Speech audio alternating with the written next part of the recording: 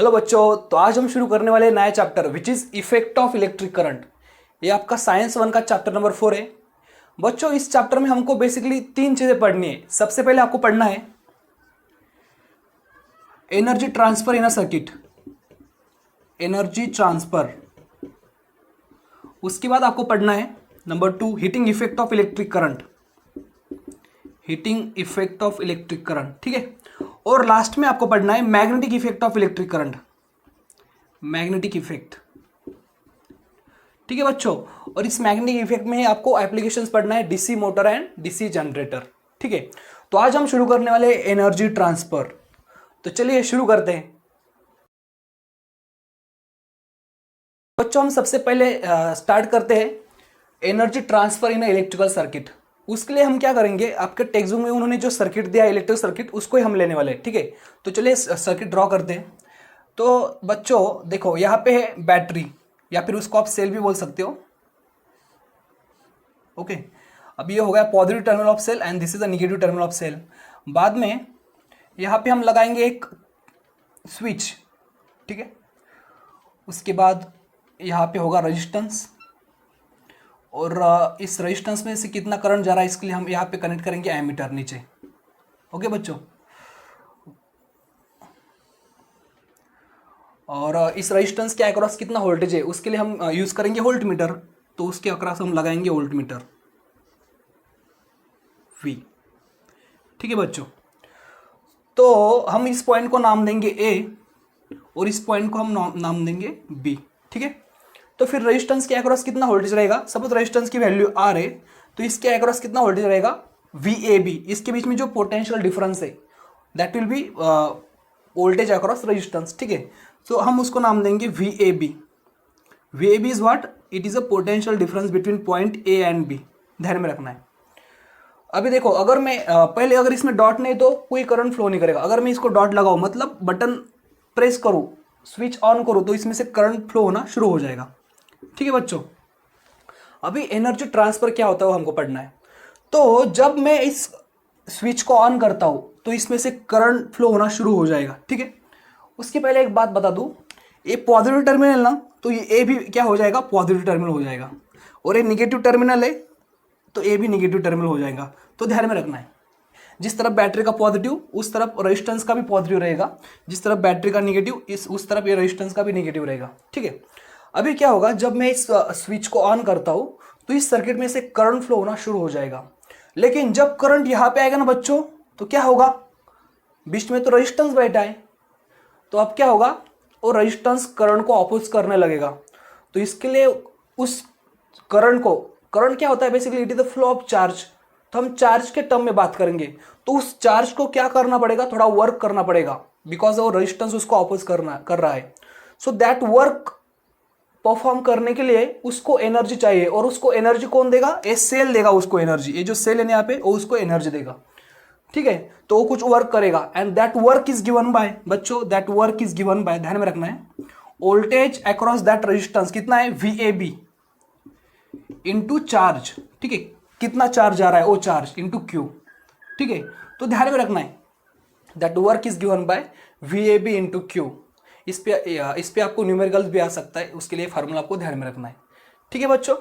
अभी देखो यहाँ पे, तो यहाँ पे वर्क परफॉर्म करने के लिए किसने एनर्जी दिया, इस सर्किट ने, मतलब इस सेल ने, सॉरी इस सेल ने आप एनर्जी दिया है, जिसके कारण इस चार्ज ने यहाँ पे वर्क परफॉर्म किया, ठीक है।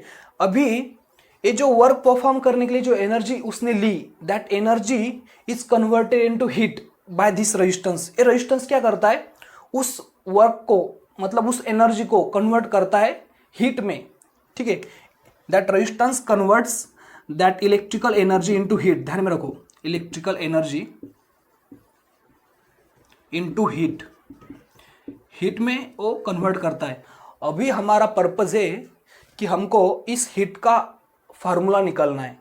हमको क्या करना है, इस हीट का फार्मूला निकालना है, which is H is equal to I²RT। ये फार्मूला हमको डिराइव करना है। आपको एग्जाम में पूछ सकते हैं कि derive the expression for heat produce by resistance, तो आपको ये डिराइव करना है। तो उसका डेरिवेशन क्या है वो भी हम देखते हैं, ठीक है। तो बच्चों हमने पढ़ा था ये work is given bye VAB into Q। बच्चों अभी ध्यान में रखना आपको, जो पावर होता है ना, पावर का फार्मूला क्या होता है बोलो? Power is what? Electrical power is energy transfer per unit time. ठीक है, ध्यान में रखना है।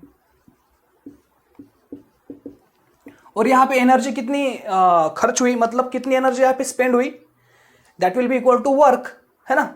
सो आप यहां पे एनर्जी की जगह लिख सकते हो ये work. So power will be equal to VAB into Q upon time.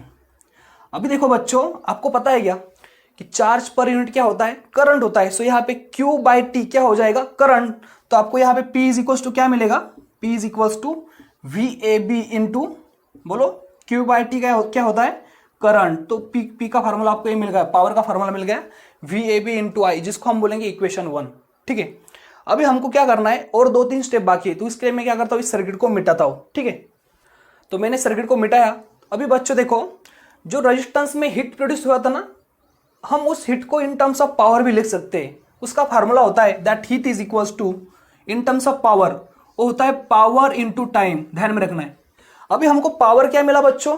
Power मिला हमको, देखो, H is equals to, power मिला हमको VAB इंटू आई। और अभी मैं यहाँ पे पुट करता हूँ VAB इंटू आई और इंटू ए टाइम T।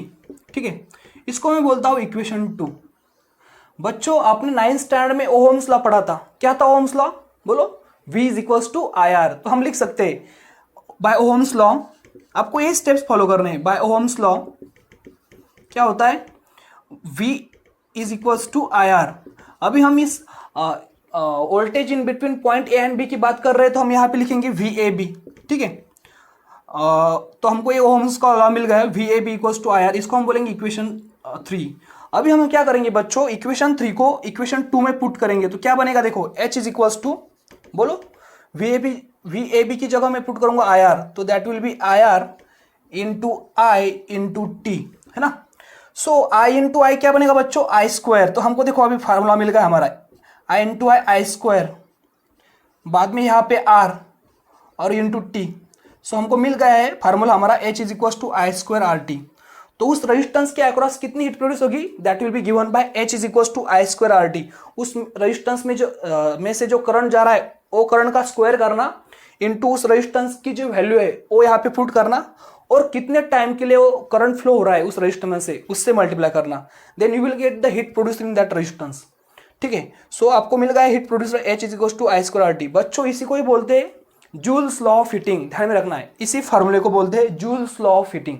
अगर आपको एग्जाम में पूछते हैं what is joules law of heating, तो आपको ये लिखना है। ठीक है, अभी बच्चों हीट का यूनिट क्या होता है बोलो? ध्यान में रखना है, हीट का यूनिट होता है जूल। जूल, जिसको हम J से दिखाते हैं, हीट का यूनिट होता है जूल। अभी हम थोड़ा सा पावर के यूनिट के बारे में बात करते हैं, बिकॉज आपके टेक्स्ट बुक में उन्होंने दिया है।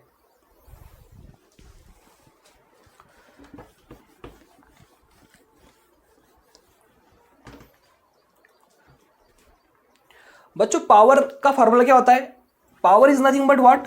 Power is energy transferred per unit time, मतलब एनर्जी अपॉन टाइम। अभी बच्चों मुझे बोलो, एनर्जी का यूनिट क्या होता है? देखो, एनर्जी, हीट, वर्क, तीनों का यूनिट सेम है, जूल होता है, जूल। और हम टाइम किस में मेजर करते हैं? ऐसा यूनिट सेकेंड। तो आपको पावर का फॉर्मूला ध्यान रखना है, जूल पर सेकेंड। यहाँ पे पावर का यूनिट, सॉरी, पावर का यूनिट हमको मिल गया है जूल पर सेकेंड। ठीक है, और जूल पर सेकेंड को ही बोलते हैं वैट। जूल पर सेकेंड को ही बोलते हैं वैट। तो ध्यान में रखना है आपको कि पावर के 2 यूनिट है, एक है जूल पर सेकेंड और दूसरा है watt. So both are the unit of electric power. ठीक है, so this is all about the energy transfer in a circuit. अभी हम नेक्स्ट लेक्चर में पढ़ने वाले heating effect of electric current, जो कि बहुत ही इंटरेस्टिंग होने वाला है। तो आज के लिए इतना ही। Take care, bye bye.